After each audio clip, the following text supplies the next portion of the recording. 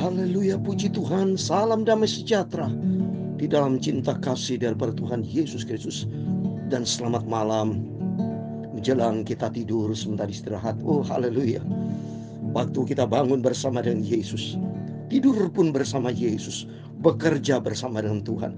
Apapun bentuk kegiatan kita, selalu disertai Tuhan. Karena Tuhan pencipta segala-galanya, saudara. Pekerjaan itu datang dari Tuhan. Hidup, tidur, apapun datang dari Tuhan. Surga, neraka, semuanya Tuhan yang ciptakan, saudara. Apa yang bukan buatan Tuhan? Semuanya buatan Tuhan. Wow, saya merasa sukacita di dalam Tuhan. Karena itu mari kita menjunjung tinggi nama Yesus.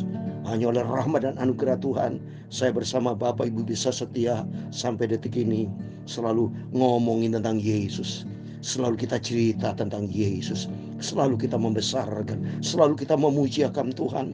Sebab tidak ada pribadi lain Bapa, hanya Engkau satu-satunya Bapakku, Bapa kita yang sangat kita cintai. Kita junjung tinggi Yesus di atas segala-galanya. Mari kita mau baca firman Tuhan pada malam hari ini. Injil Matius pasal 12 ayat 1-15. Itu perihal murid-murid Yesus, dan Yesus menyembuhkan pada hari Sabat. Banyak tantangan. Apa yang Tuhan kerjakan? Manusia dasar penuh dengan dosa, penuh dengan iri hati, dosa, penuh dengan hati yang tidak beres akibat dosa. Ya, Kain bunuh Habel karena Kain hatinya tidak beres.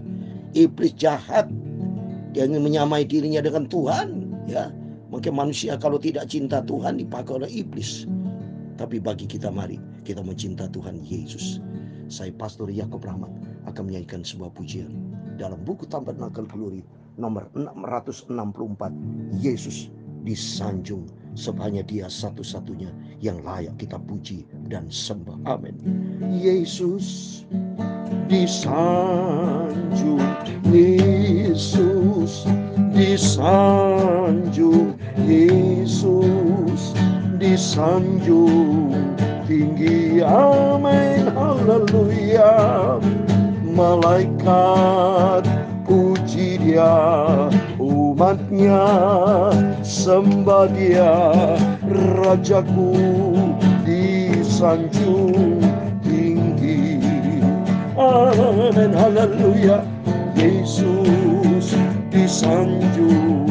Oh Yesus kita junjung setinggi-tingginya. Hanya Dia Yesus yang layak kita puji dan sembah. Malaikat puji dan umatnya sembah Dia. Karena Yesusku Raja di atas segala raja, yang layak kita junjung tinggi. Amin.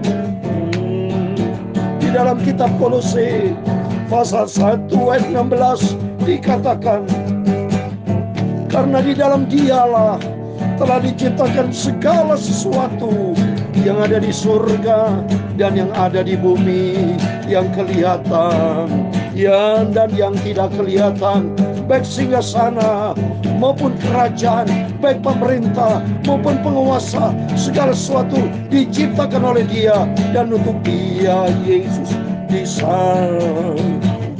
Yesus disanjung, Yesus disanjung tinggi. Amin, haleluya.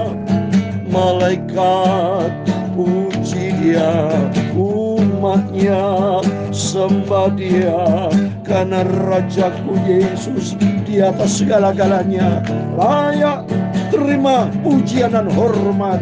Ya Tuhan, punya mula kerajaan, kebesaran dan kejayaan, kehormatan, kemasyhuran dan keagungan. Ya segala-galanya yang ada di langit dan di bumi. Ya Tuhan, punya mula kerajaan, dan Engkau yang tertinggi itu melebihi segala-galanya sebagai kepala. Sebab kekayaan dan kemuliaan itu semua berasal daripadamu, dan Engkaulah yang berkuasa atas segala-galanya. Dalam tangan-Mu lah kekuatan dan kejayaan Dalam tangan-Mu lah kuasa membesarkan dan mengokohkan segala-galanya. Amin, haleluya. Sekarang dialah Allah kami, dalam nama Tuhan Yesus Kristus kami bersyukur kepada-Mu dan memuji nama-Mu yang agung itu. Malaikat puji Dia, umatnya kita semua memuji dan menyembah Dia Yesus. Karena Dia Yesus kita layak junjung tinggi hormat, haleluya. Yesus, ayat yang ke-19 Kolose pasal 1.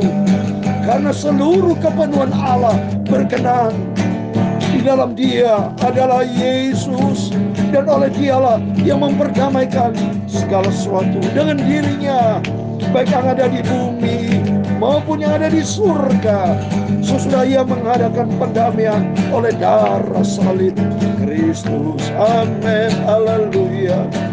Tuhan Yesus, sucikan mulutku. Tuhan Yesus, sucikan hatiku, pikiranku, untuk kami malam hari ini baca firman-Mu, Bapa. Sebelum kami berbaring tidur, kami menyerahkan tubuh jiwa roh kami ke dalam tangan Tuhan. Bawa aku selalu dalam kebenaran firman-Mu. Segala puji, hormat, kebesaran, ketinggian, kemuliaan, keagungan, kesempurnaan, kekudusan, tempat tertinggi di atas segala-galanya hanya bagi Allah Bapa di dalam kerajaan surga.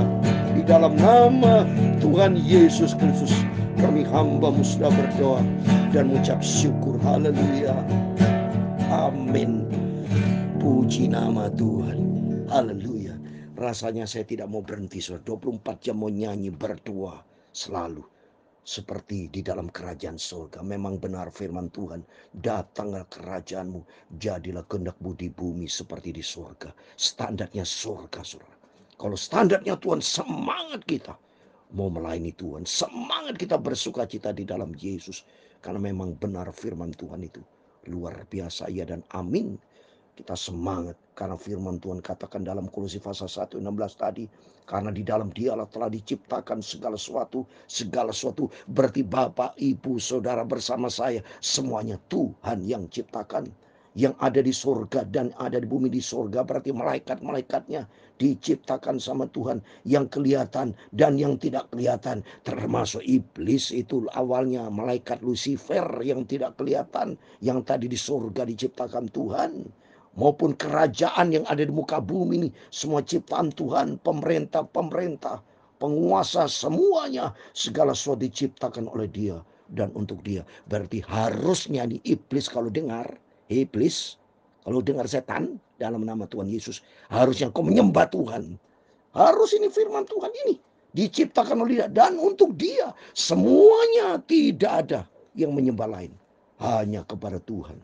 Maka pada waktu Tuhan berfirman kepada iblis waktu datang mencobai di Yohanes pasal 4, supaya Tuhan memerintahkan, ini ayat yang ke-9, dan berkata kepadanya, semuanya akan aku berikan kepadamu jika engkau sujud demi aku. Iblis ngomong di hati, tapi kata Tuhan ayat 10, maka berkatalah Yesus kepadanya, enjalah iblis, sebab ada tertulis, engkau harus menyembah Tuhan Allahmu, dan hanya kepada Dia sajalah engkau berbakti.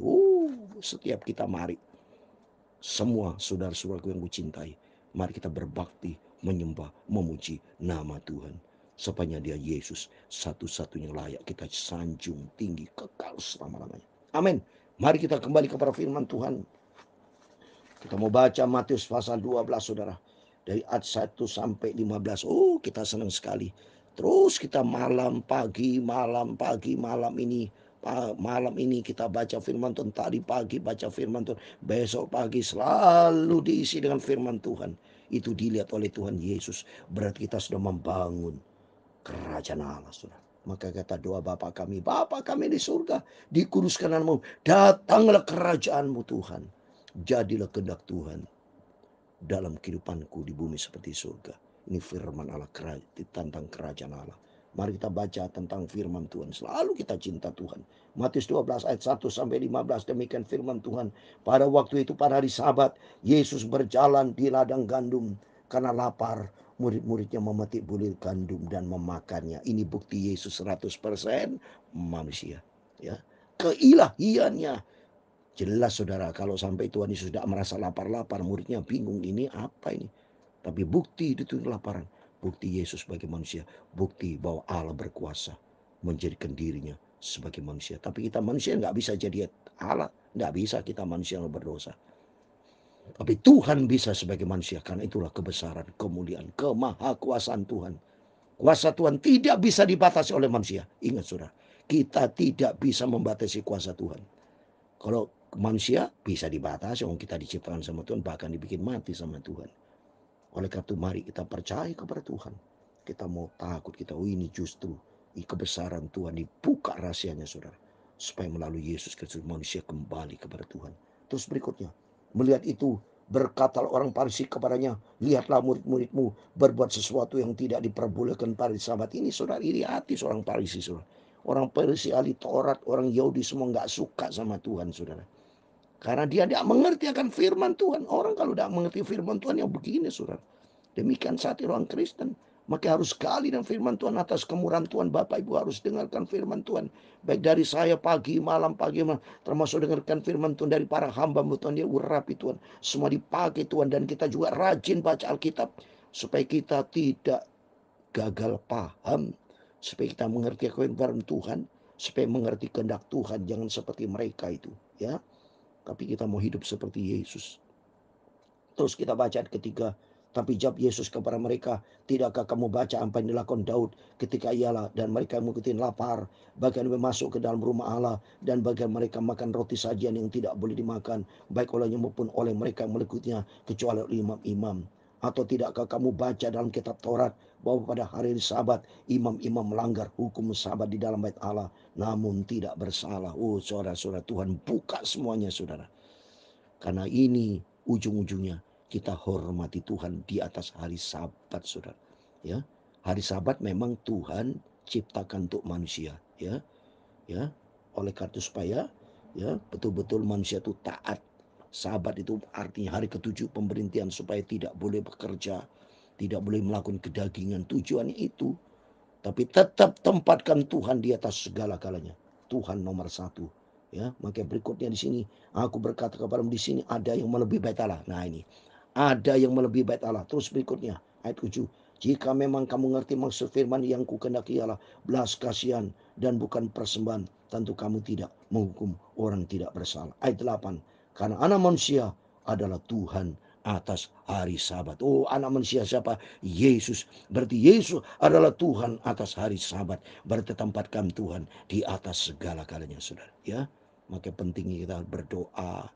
Pokoknya tidak ada sesuatu yang bisa di atas Yesus. Tidak ada. Apapun yang saudara utamakan, tempatkan Tuhan Yesus, Allah pencipta segala-galanya, di atas segala-galanya. Prioritaskan Tuhan di atas segala-galanya. Oh, luar biasa, saudara. Maka kita perlu gali firman Tuhan supaya kita makin mengerti akan firman Tuhan ya. Ayat yang ke-9, setelah pergi dari sana Yesus masuk ke rumah ibadat mereka. Di situ ada seorang yang mati sebelah tangannya. Mereka bertanya kepadanya, bolehkah menyembuhkan orang pada hari Sabat? Maksud mereka ya supaya dapat mempersalahkan dia. Coba nih saudara, buktinya orang Yahudi, ahli Taurat, Farisi, dia selalu cari gara-gara karena hatinya tidak beres. Hatinya penuh dengan iri hati. Hatinya penuh dengan jahat, saudara. Tidak ada kasih. Maka di sini Tuhan bilang bagaimana? Ya, mau menyembuhkan orang mati tangan. Oh, di situ ada seorang yang mati tangan sebelah tangannya. Kasihan dong. Ya, Tuhan betul menghormati. Ya, Tuhan yang menciptakan di Sabat betul. Tapi Tuhan mengasihi manusia. Karena manusia berharga di mata Tuhan, mulia. Ya, oleh karena itu mari kita tempatkan Tuhan di atas segala-galanya. Terus berikutnya, tetapi Yesus berkata kepada mereka, jika seorang dari antara kamu punya seekor domba dan domba itu terjatuh ke dalam lubang pada hari Sabat, tidakkah ia menangkapnya dan mengeluarkannya? Jadi Tuhan tempatkan manusia berharga. Dalam Yesaya 43 ayat yang keempat. Saya mau baca saudara. Manusia itu sangat berharga saudara. Yesus jadi Bapak Ibu Saudara semua ini dihargai dan dimuliakan sama Tuhan, Saudara. Makanya Tuhan tempatkan manusia di atas hari manusia Sabat. Pada waktu Sabat, kalau ada orang sakit disembuhkan sama Tuhan, karena Tuhan di atas hari Sabat. Jadi artinya Allah punya otoritas, Saudara. Allah punya hak penuh. Karena manusia diciptakan sama Tuhan. Sabat diciptakan untuk manusia supaya manusia menghormati Sabat dalam artian menghormati Tuhan. Semua Sabat itu diciptakan untuk orang yang ke Tuhan, Saudara. Ya, coba ini ayat yang keempat, Yesaya 43:4. Oleh karena engkau berharga di mataku dan mulia, dan aku ini mengasihi engkau lah. Oleh karena engkau, kita semua berharga di mata Tuhan dan mulia. Nah, oleh karena itu kalau ada orang sakit sama Tuhan, disembuhkan sama Tuhan Yesus. Karena Tuhan Yesus sangat cinta manusia semua, diciptakan sama Tuhan. Ya, oleh karena itu mari kita baca berikutnya supaya kita jelas ya. Ayat 12, bukankah manusia jauh lebih berharga daripada domba? Karena itu boleh berbuat baik pada hari Sabat, ya, jelas ya Saudara ya. Ini kasih Tuhan, ini bukti nyata kalau kita bisa lihat cintanya Tuhan luar biasa kepada umat manusia. Terus ayat 13, lalu kata Yesus kepada orang itu, ulurkanlah tanganmu, dan yang mengulurkannya maka pulih tangannya itu dan menjadi sehat seperti tangan yang lain. Lalu keluarlah orang-orang Farisi itu dan bersekongkol untuk membunuhnya. Ini manusia jahat ini, Farisi, iri hati dia. Dia hanya pandai teori, menghormati sahabat teori, tapi tidak menjadi pelaku firman. Demikian mari kita jangan hanya ngerti firman, tapi tidak melakukan firman Tuhan. Tempatkan firman Tuhan di atas segala. Mari kita mau taat. Jangan seperti orang Farisi yang jahat. Selalu tujuannya, selalu iri hati. Dia ingin membunuh Yesus. Bersekongkol, punya niat tidak baik. Di sini kita bisa belajar. Di dunia ini banyak orang yang tidak suka akan firman Tuhan. Banyak mereka tidak mau hidup di dalam kebenaran Tuhan. Tapi bagi kita mari mau hidup di dalam kebenaran firman Tuhan ya. Seperti yang firman Tuhan katakan ayat 14 ya.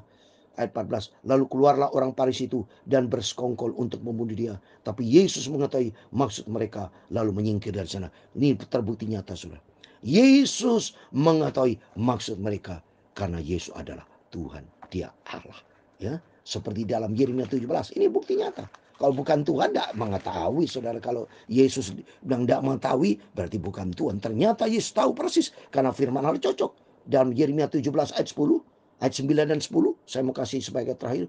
Betapa licinya hati, lebih licik daripada segala sesuatu. Hatinya sudah membatu. Siapa yang dapat mengetahui? Ini orang Farisi ahli Taurat tuh, licik dia. Tidak menghormati Yesus dan tidak tahu siapa tuh Yesus. Sedangkan Yesus mengetahui. Lihat ini bukti Yesus mengetahui adalah Tuhan. Ini bukti. Ya, ayat 10. Aku Tuhan yang menyelidiki hati, yang menguji batin, untuk memberi balasan kepada setiap orang setimpal dengan tingkah lakunya, setimpal dengan hasil perbuatannya. Aku Tuhan. Tuhan itu siapa? Nah, kita baca dalam Yohanes 13 ayat 13. Siapa, Saudara? Jelas ya, ini Tuhan Yesus sendiri, Saudara. Yohanes 13. Maka pentingnya kalau kita baca firman Tuhan, mengerti, Saudara ya. Kalau Bapak Ibu tidak baca firman Tuhan, kena suara informasi dari mereka yang tidak mengerti akan firman Tuhan.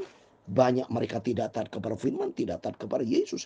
Yohanes 13 ayat 13 dikatakan, kamu menyebut aku guru dan Tuhan, dan katamu itu tepat, sebab memang akulah guru dan Tuhan. Berarti Yesus adalah Tuhan dan cocok dalam Yeremia 17 ayat 10. Aku Tuhan, aku itu Yesus. Baca di dalam Wahyu 22 ayat 16.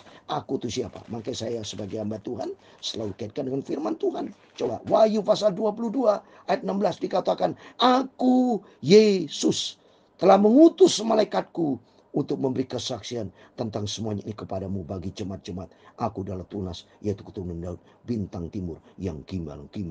Oh, aku Yesus. Berarti di sini aku Yesus. Berarti kalau saya sambung Yeremia 17 ayat 10, Yesus Tuhan yang menyelidiki hati, yang menguji batin, untuk memberi balasan kepada setiap orang setimpal dengan tingkah lakunya, setimpal dengan hasil perbuatan. Amin. Mari kita mau makin hari mau cinta Tuhan Yesus. Karena ternyata dia adalah Tuhan. Dia adalah Yesus yang kita junjung tinggi. Kita mau taat, kita mau cinta. Saya cinta Tuhan Yesus. Kita mau semua cinta Tuhan. Tempatkan Tuhan di atas segala-galanya. Karena Tuhan di atas segala hari Sabat. Tuhan di atas segala-galanya. Karena dia juru selamat yang kita cintai. Amin. Yesus disanjung, Yesus disanjung, Yesus disanjung tinggi. Amin. Haleluya. Malaikat puji Dia, umatnya sembah Dia, karena Rajaku Tuhan Yesus disanjung tinggi. Amin, haleluya. Yesus disanjung. Tuhan memberkati engkau dan melindungi engkau. Tuhan menyinari engkau dengan wajah-Nya dan memberi engkau kasih karunia.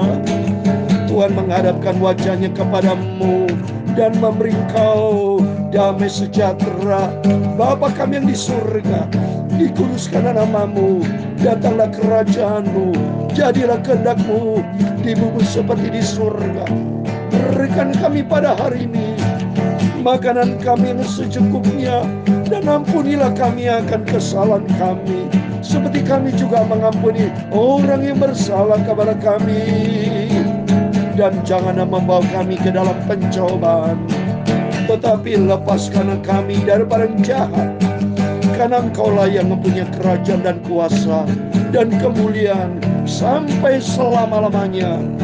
Amin. Tuhan Yesus memberkati Bapak Ibu Saudara semua. Sebelum berbaring tidur, berjaga dan berdoa.